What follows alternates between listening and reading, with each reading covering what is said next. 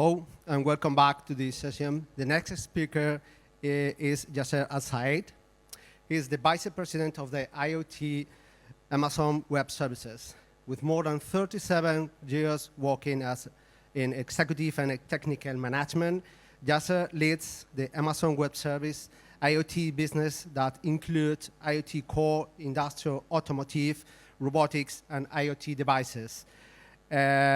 Also, before he joined Amazon, he was working in Qualcomm, and the more remarkable thing is that he was the release of the Qualcomm first WLAN chip of mobile phones. He's an expert in semiconductor, cloud, and wireless industry with strong expertise in technology management in mobile and IoT reference platforms. So, please, Yasser, I give you the floor.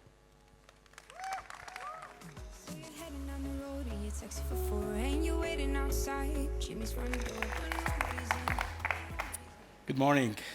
Again, a third year I come here and meet you. Some people who contacted with me before even the event. So very thrilled to come this time with a very big change in the technology and the usage of the data. Every time we come in the IoT solution, we talk about the IoT devices, how we are collecting data, how this is becoming more important to bring the cloud value for the businesses.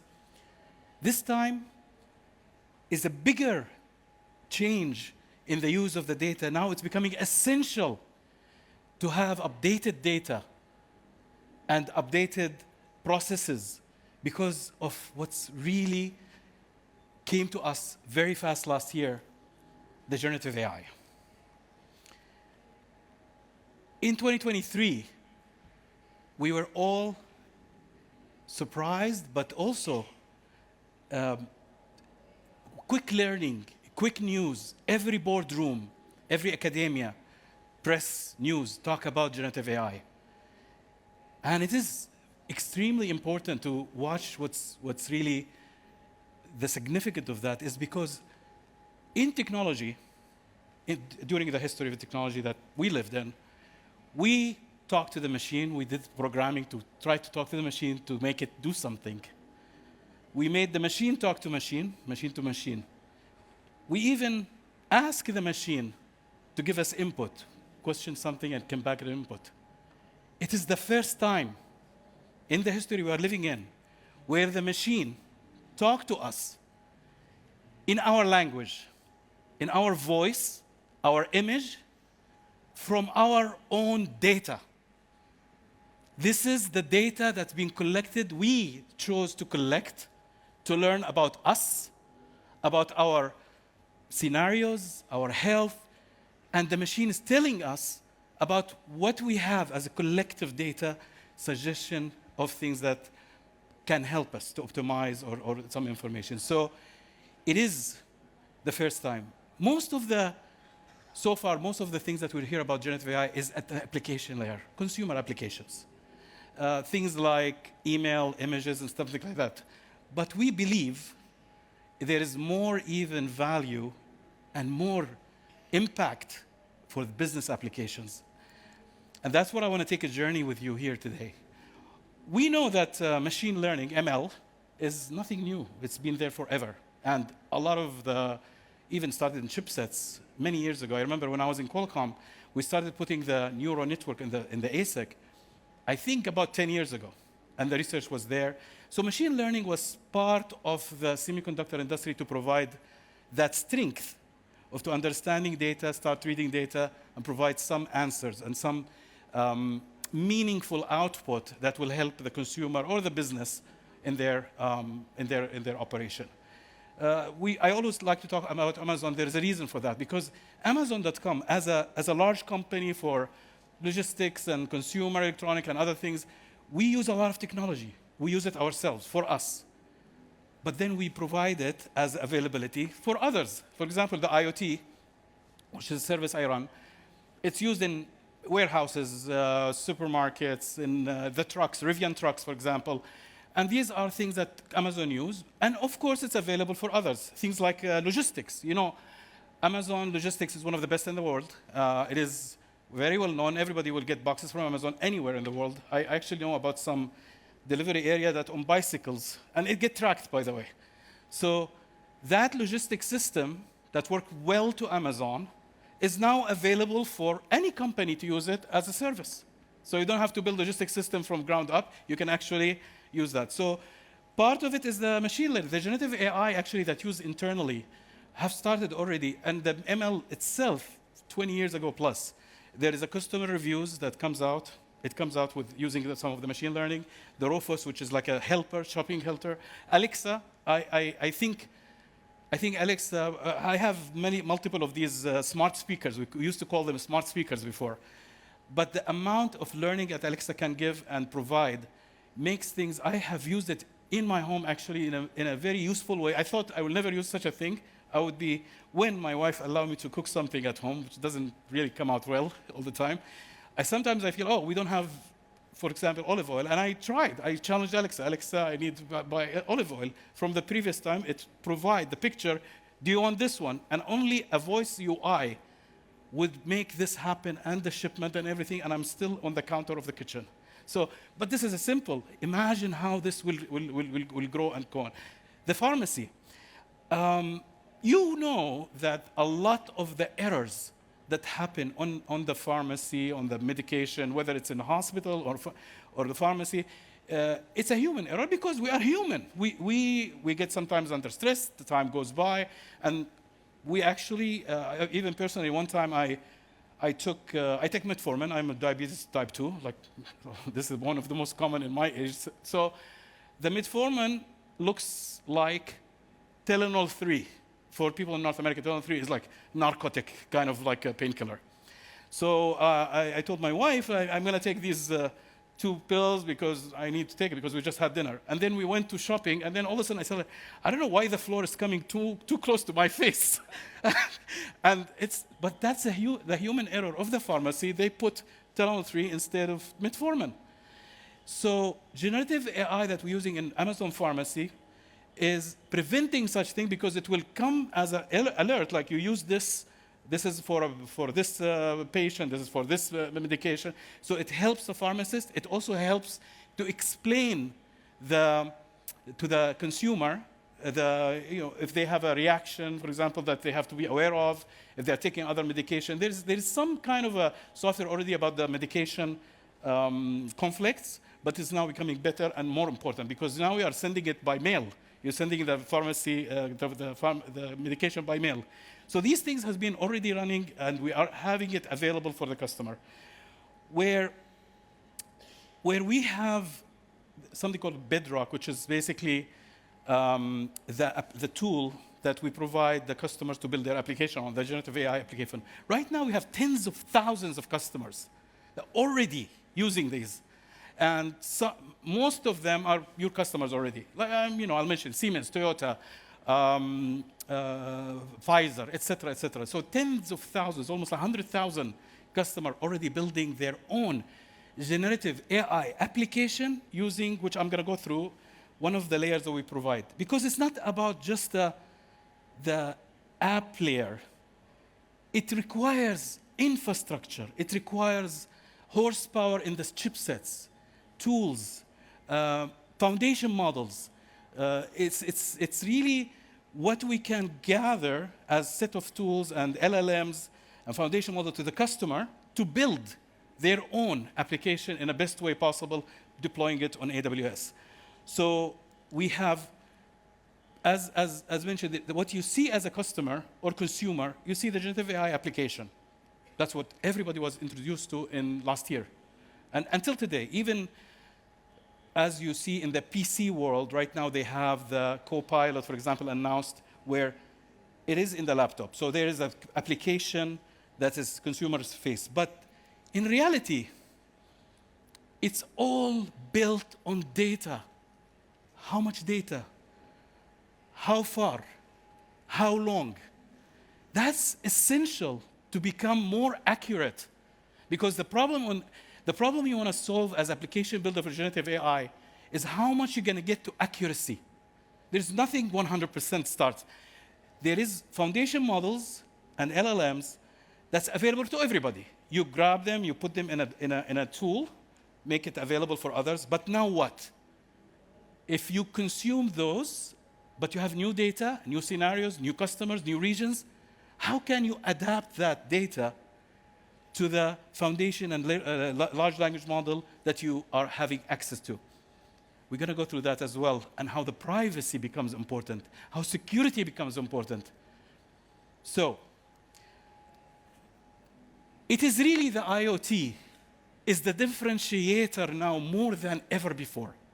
Remember when I used to say it's the harvesters of data? If people who attended last year, for example. That harvesting of data is becoming even more important in the age of generative AI. Because if you have a sensor, if you have a camera, telematics in the car, that you want to start generating from it some generative AI that helps your customer or your designers or your dealership, or whatever vertical we're going to go through as well, I'm going to give you examples. You want to have the most accurate, the most relevant data, that can update and build up your customized LLM. That's only for you. Nobody will share. It's private for you. So if my home, I have the cameras and the sensors, and over the years start to collect all these information, and I chose to have a scenario suggestion from my home, smart home, say, what do you think our temperature setting should be? And I will have to have an information based on our private setup at home. I don't want anyone else in the world to know this. I don't want anyone to have access to this. And that's exactly what AWS is known about. That's exactly how we deal with the data, even before the generative AI era. When we have sensors in the middle of the jungle, powered by LoRaWAN in a mesh network, that's sitting 10 years in a battery in the middle of Amazon, for example, and the data that comes from that end unit, that's $10 maybe cost. 3 level of encryption, 3 level of security. From the terminal all the way to the cloud. How would you guess security will be impacted if we don't have such thing that's from the terminal? It's very, and you build over it the LLMs and the foundation model. It's extremely important to think about security from the get-go. So that's why when you provide your customer, I met yesterday actually, a lot of the partners here who actually build hardware, build software.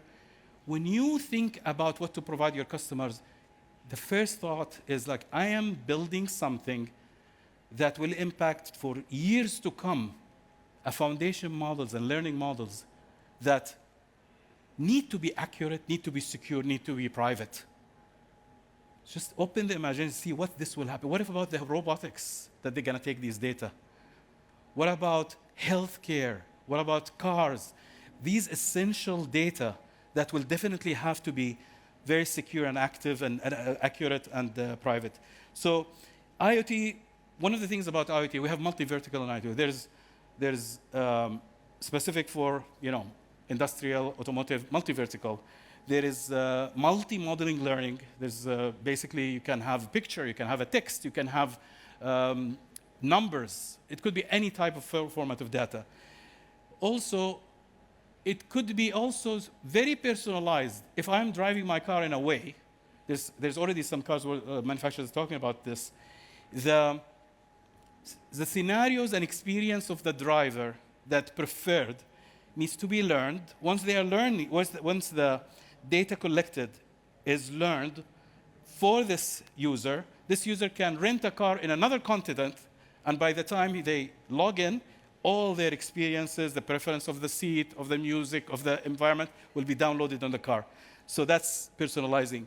And of course, it's real time. It's continuous. I'm going to give 2 examples, 2 startups actually. I love those examples because they are industrial and also environmental related. So industrial data is one of the most, I would say, important for preventive maintenance. How many times you can prevent disasters in industrial that could be prevented if you know about the problem ahead of time. Many examples we have. So there's companies start to come up with sensors and remote sensing, remote management, and that's essential. And of course, Shoreline, I mentioned it before, they have these little devices you can put on any type of factories, like even 50-year-old factories. It doesn't matter because you're just adding on. You're not changing the setup. And collecting data, keep collecting data for like as long as it takes. All of this real-time collection is a learning for the generative AI for later. If there is any preventive things that has to happen, it comes to you as a suggestion from the application. ePlant as well as another one, which is amazing. And think about the trees in the world. The trees in the world. If you convert the trees to sensors, the tree use water, take carbon, and give oxygen, and grow. But also the tree have almost like a heart movement. Like every night it shrinks, and every day it goes bigger, and every night shrinks. So it's almost like a heartbeat. So ePlant put these sensors on the trees, and it can learn from it if it's healthy, if it's cleaning the air, how much cleaning of the air it does. So it actually can collect how much carbon is cleaned, how much oxygen is provided, and if there's a problem in watering the plant. If you think about it in a large scale, and they are already in, like talking about, for example, in Saudi Arabia for 1 million trees, then you have remotely built up a knowledge in the cloud that will tell you, in this and that environment, we changed some of the element in watering or for example, fertilizer, and you got better results, or you're getting a problem, and so on. So these collection of data in real time will help producing more accuracy, again, in the generative AI, rather than just limiting to whatever already known. So in AWS, we look at generative AI not as just application. We are building it all from the ground up. There's tens of thousands of people developing every day, hardware, software, from the silicon all the way to the application. So we call it as 3 macro stacks. We do our own chips. We do our own data centers. So in the data center, we have the Trinium, the Inferentia, the GPUs, the SageMaker, which has been used by thousands and thousands of customers for AI. Then we have the tool layer, which has the Bedrock, and Bedrock includes all kind of different type of LLMs. We are not focusing on one type. Any LLMs that is available, that's people using, we start and putting it there. Now, this is a starting point to build your application. We give you for that also an Amazon queue for developers, for QuickSight, for business. So any company that want to have a special, their own application, they can actually build it using that. And the data, if we talk about the IoT and data comes in both directions. It's very mutual. There's data coming from the sensors of IoT and collection point of IoT, and then data will come out from the application with generative AI to the application. So the relationship will continue. I've been involved in IoT since 2016, probably 15. I have never seen the importance of the data of IoT more than when I see it right now. Because it used to be you're collecting to do action. You're collecting to get analytics and do some changes and things that are more static and tactical. Now we are responsible. We are responsible for years to come of the quality of data, the security of data. We are entrusted with this. If we don't take this to heart, to build the proper application, use the proper structure, make sure privacy and security is #1 in everything you do. I have talked to some developers for hardware and software, and casually sometimes they say, oh, I'm going to do this with open source, and open source is good. I'm actually a very big fan of open source, if done properly, and if it is integrated properly. I actually created the first open source company for Qualcomm called Quick. I was the guy who actually did it, started so they can produce the Android smartphone. So I'm a fan of open source, big fan. But it is dangerous also. It's a sword, a two-edged sword. You have to know what you're building, thinking about not the value you're going to bring to your company, not the fame you are bringing to yourself, but think about you are putting a rock in a foundation that 10 years later, whatever you build, gonna impact. Think about the health, think about the drivers, think about the kids, think about all these things when you build your application or hardware or software. We are entrusted to put this foundation. And this is not scripted for me. I'm telling you, if there's something that worries me the most in the IoT application is how much integrity and security we're putting ourselves in, because we are responsible to customize the LLMs and the foundation models and all these things. So let it be the proper way. Back to AWS. So we are very proud how we take security and privacy to the maximum level. We are extremely trusted in multiple verticals that is very well, that privacy and security is core in it, like healthcare, like financial, and so on. So the guard of the operation for a customer, when a customer have an account, that account is owned only by the customer. My own engineers cannot get to that data. Anyone in AWS cannot even get to that data. As I said, we do things in three level of encryption and 3 level of security on any data line. So within that, the application that gets built by the customer using whatever available from tools and LLMs and so on, anything that customize these LLMs and foundation model is only owned by this customer. Only. If they choose to make it available to somebody, it's their own. And it's a continuation. So the application will use whatever available in Bedrock and whatever we have available, which basically we are investing billions and billions in making sure that you have the most, I would say, comprehensive set of LLMs and foundation model. And then the more you have your usage and getting into back to the model, you're actually making this model more clever for you. It's like a human brain. And it is not actually a big, it's not a big gap of comparison, because as a human, we learn by seeing, by hearing, by practicing. The LLMs can be shaped and enhanced by the amount you feed to it. So they can actually be more reliable, more accurate. It's the biggest problem is the accuracy. 60% accuracy, we want to get it to 100% as much as possible. So this circle and loop that's continuous, bringing from your IoT data, using the foundation model to create some generative AI, and then feedback to get more learning on the and customize it for the foundation model. This is the continuous circle that's happening now. It's happening with customers. As I mentioned, there's about close to 100,000 customers already building their own foundation models and applications, using this loop. And different sectors. So we see this actually happening in most of the sectors that we provide, as your customer as well.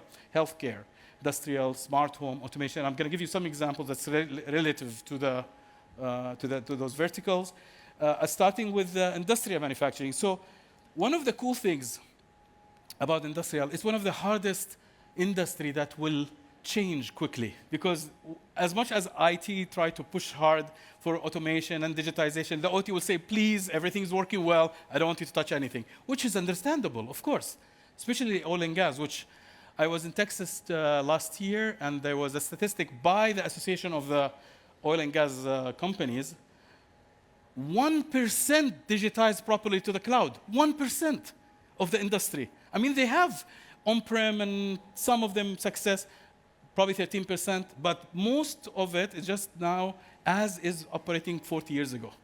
So what the technologists, people like you, are doing is trying to add over whatever is there to make it up to date in things that you want to collect the data on for preventive maintenance and things like that.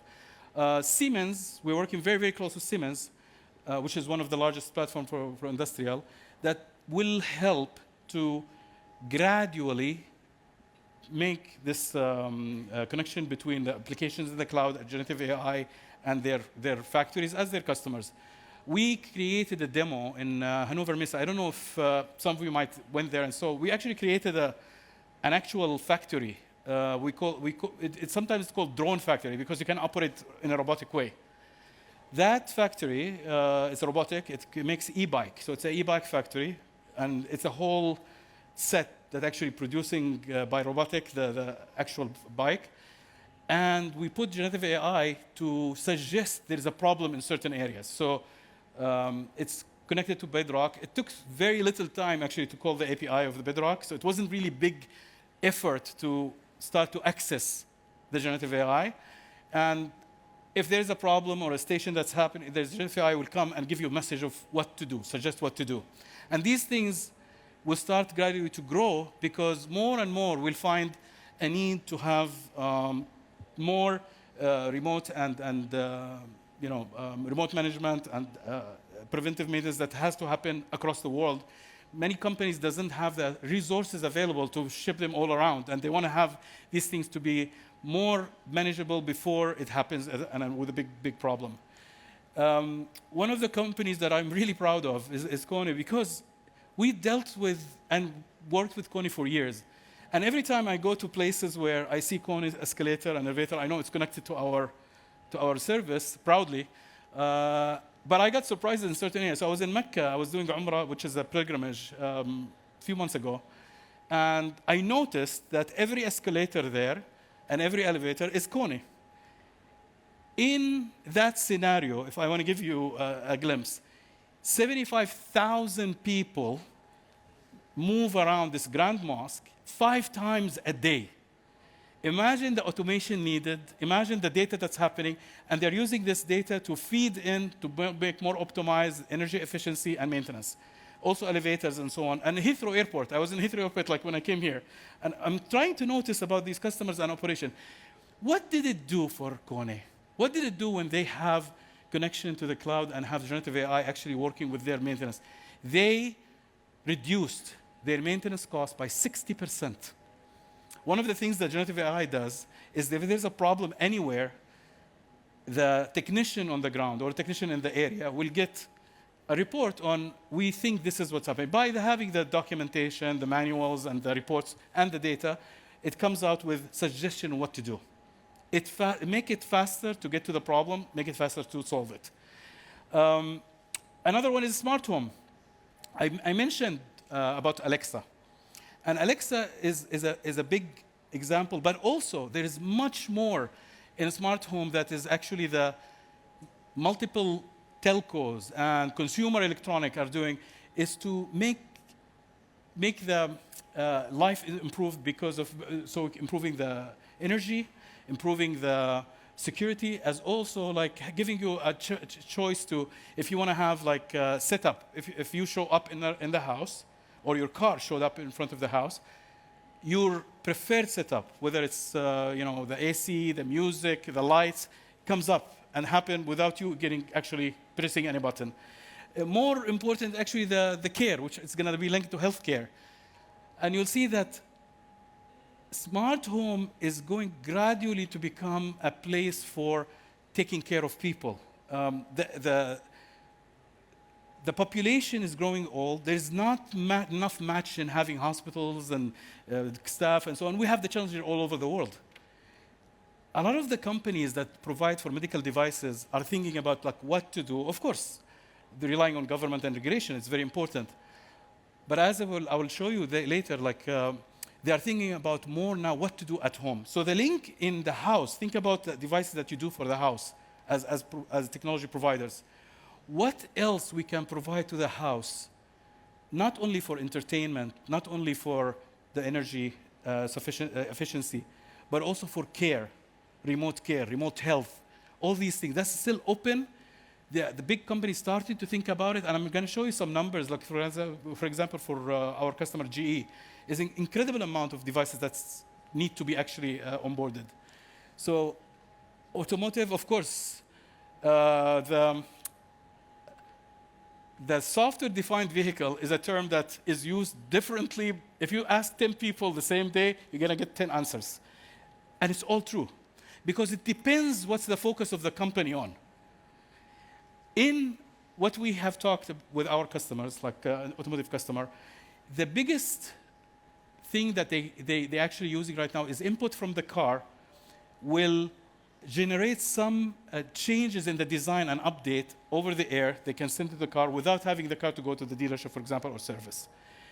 This is one of the most cost-effective for them to actually update the software of the car, is making sure the input of the data, which some of the companies are really doing this, they're mastering it, other companies are actually following, is using the real-time data coming from the car. There's 160 sensors and controllers in the car that you can actually get the data from, including cameras as well.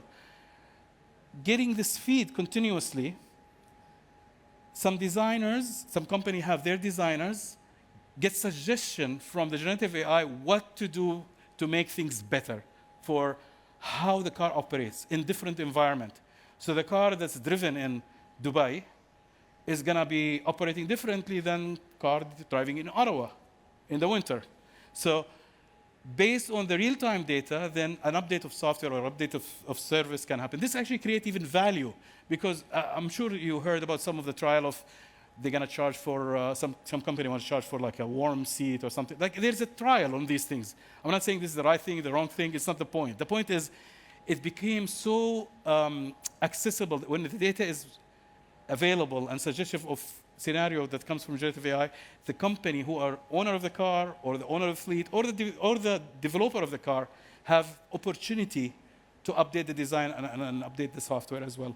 In working with AWS, we provide access to multiple layers, of course, for the car manufacturer. We have a device layer. There's a hardware, of course, and availability on the board and in the cloud.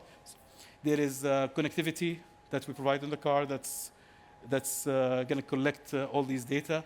The software abstraction layer, as well as the generative AI application that could be built, depends on the OEM of the car. Sometimes they have application that's built for infotainment inside the car, which Quattro is one of the products we have. Like, we have a digital cockpit in Amazon, and some for the engine, some for the performance, some for energy, and the EPA, the pollution.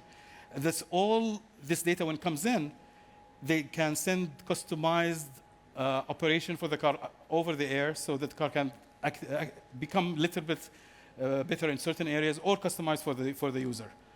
BMW actually have started this last year when we did work with them on the ADAS in the cloud. That was an interesting point. This ADAS data are usually collected on the car, and then they can be downloaded whenever it goes to the service. The first time ever a company have put the ADAS of the car, the actual real-time data in the car, in the cloud with parity, because your GPU on the car has to be matching the GPU on the cloud to have a parity to the ADAS information is accurate.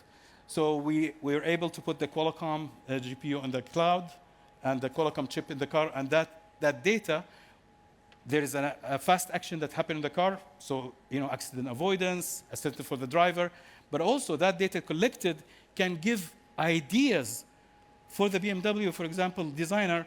Did the flash of brake for warning for the driver came quick enough?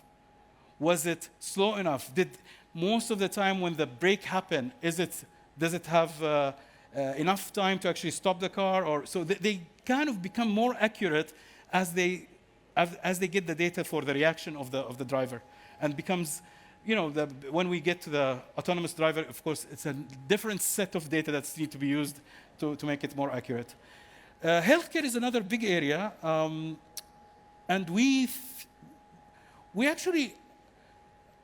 started these pilot projects, POCs, because healthcare is difficult in a way that you are dealing with people's life, we are dealing with regulation, you are dealing with things that's been deployed for many years, and mostly takes years to be adapted. So it has to be pioneers, champions, and we are really. I'm blessed to have actually a friend, Dr. Taha. Dr. Taha is the CTO of GE Healthcare, and he used to be the medical chief officer of Amazon. He did the PCR test for the COVID at scale.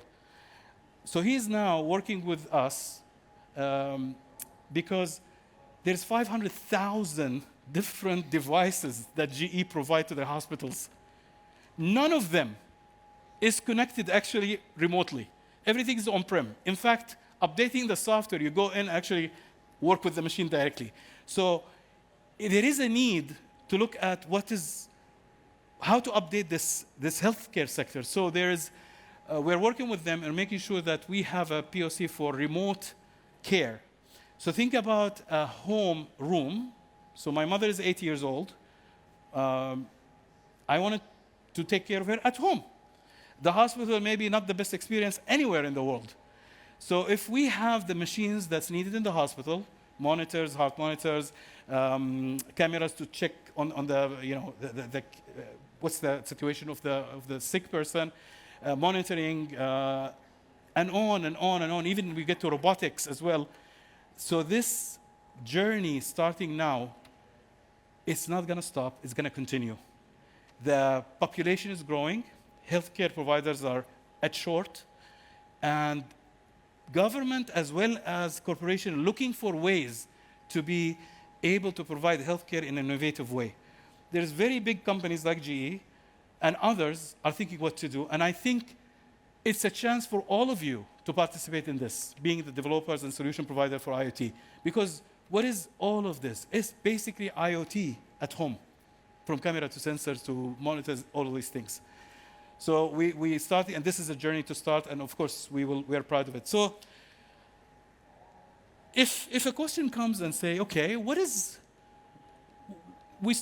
are right in the beginning of this cusp on getting the generative AI in our life. It's not a tool. It's not application. I consider it as partner of life because this is our own data presented to us at faster speed than us making the research.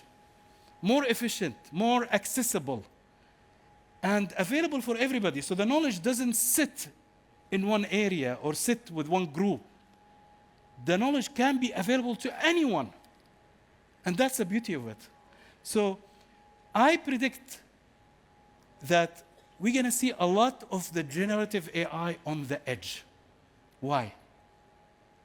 Take a phone, for example, let's say a fun thing, okay? Let's not talk about healthcare or something. Let's say a fun thing. A phone can take a picture like that, and you take a picture, and immediately it's suggested for you a setup for lights, you don't have to kind of discover what to do, or there's certain functions like that happening, but imagine like more complex picture you want to take and give you the best setup for you, that suggest a position without you being expert of pictures. I definitely will be able to use that. I don't think I take any picture that is accepted by anyone because of I'm not sure about the lighting, the positioning, and so on. These are the fun things that could be as simple as that. But it could be more. It could be, if it's generative AI on the edge in the car or in the devices that we talked about in healthcare, it needs immediate power, so you'll have to have the SLMs, the TLMs, tiny language model, that will require to learn quickly, be available on device, so it can actually reflect immediately with suggestion. And then for bigger items, it goes to the cloud. There's a huge amount of LLMs.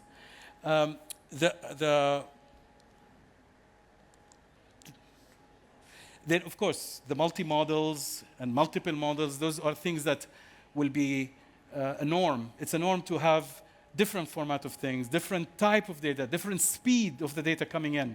And then you need to be able to reflect with the generative AI, you need to reflect on things as at the pace of the person that you are giving that information for. Think about students in the middle of somewhere in a village, and they are watching some training using generative AI.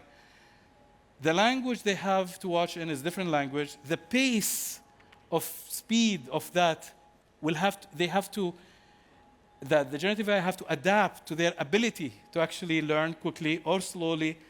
Imagine that solution comes to people with special needs, for example.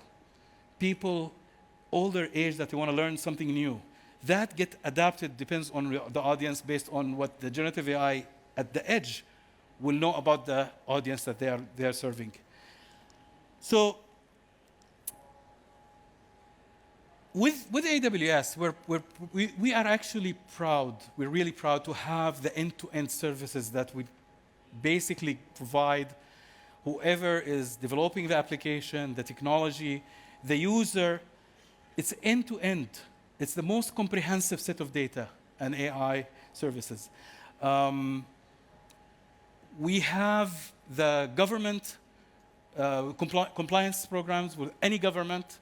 We are available anywhere in the world. Like I was just a couple of months ago, I was in Saudi Arabia. After like a couple of years of work, we announced a region in Riyadh, in Saudi Arabia, that's serving a lot, mostly our customers who are working in Saudi Arabia, because of the data privacy, data regulation, and we provide these regulations and compliancy available to any customer. So if you're developing application, for example, for France or application for Saudi Arabia, we have a set of those regulations available that you can actually comply with. We have more than, I would say like most 20 years, 17 plus years of ML experience that we use already in our Amazon applications. And now it's our turn to say, okay, what we will create from all of this? There's a lot of technology, a lot of depth in investment, a lot of data, lots and lots of data. You saw the movie in the beginning. It's trillions of data available, and it's available for you to use and imagine and build applications for. It is a change in our era. It reminds me of the change that happened in high school for people who had the tape, the cassette tape, to load the software.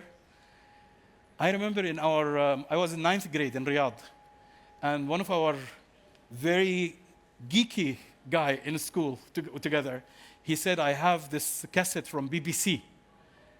It was the very first time in our life, grade 9, that we were able to remotely connect to BBC library live.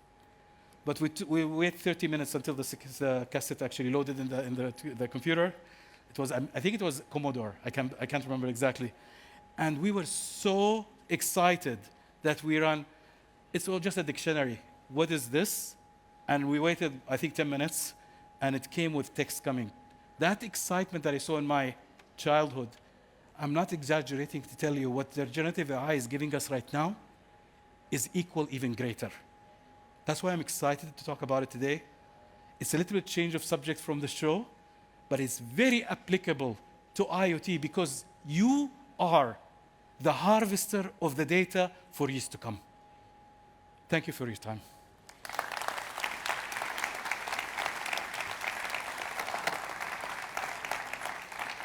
Thank you very much, Yasser. Thank you for your inspiring presentation. I think data is very important for the future. I don't know if anyone have any question to Yasser.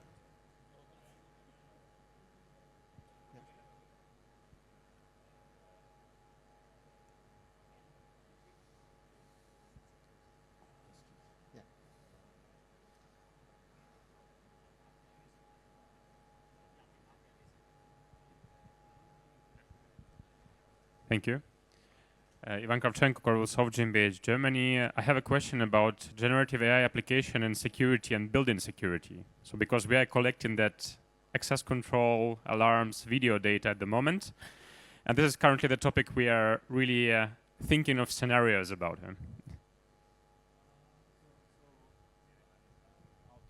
I think you're off. So there is no, of course, so for security, you care about the security of the data itself. Yes. That's number one. The privacy, the usage of it. Application building is as any generative AI application. See, now you cut my thought. Okay. All right. There's another speaker here. I should keep going, I guess. Okay. So it's really, the way you're going to think about it is, you are in security business, so the security of the data is number one. The way you're collecting the data is essential. For example, if you're collecting images, using KVS, Kinesis Video Streaming, which is a foundation service in IoT, will encrypt that image from the camera sensor all the way to the cloud. So you are caring about the data, because that's the number one priority for you, is the data you're collecting is immediately secure. The telematics that you're bringing from the car, telematics you're bringing from the, let's say, the building, the AC units or so on, you want to make sure that when it comes in, it's immediately encrypted and secure. Nobody can break it. I'll share with you something interesting, actually. We have algorithms, which I'm not going to tell how it is, the algorithms, but we have algorithms that actually sense, this is before generative AI even, it sense scenarios that's happening, that what could happen if there is a sense of different patterns, even remotely, like once a year, of something that is not kind of expected. There is an immediate isolation for the, whatever the sensor or whatever the data collector. An immediate alarm comes that there is something there need to be checked. Isolation, complete isolation. It happens. It happens very little, but it happens in real time. So imagine if you're collecting these things and it's secure, encrypted, then whatever you're building an application in generative AI or on the cloud, you are already dealing with encrypted secure data. Now you have engineering team, you have your engineering team that actually building, you have a lot of training and resources that AWS have, a lot of proficient services as well that can help to make sure to run your security check on your application you're building, so you actually have peace of mind of what you're developing, or guidelines how to develop properly. Thank you. Thank you.